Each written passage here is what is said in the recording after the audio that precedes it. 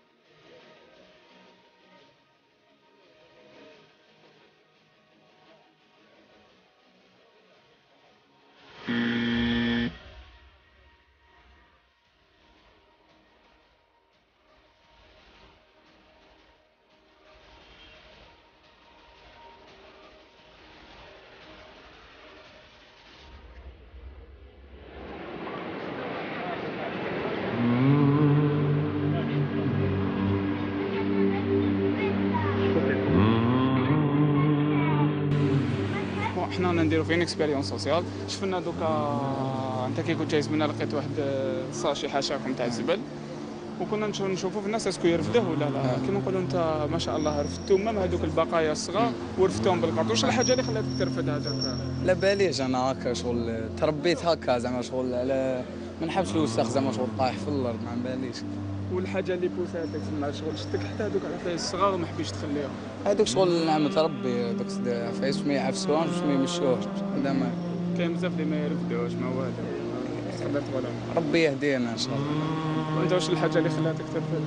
شو كانت في وسط الطريق باش ما تجينيش الناس ثاني كيعاقبوا هكا. ثم انت بنيه اماده الاذى عن الطريق. نعم هذيك هي. الله يبارك ما شاء الله عليكم يا اخو. الله يكثر امثالكم ان شاء الله وربي يجازيكم ان شاء الله. يعطيك صحه يا اخي.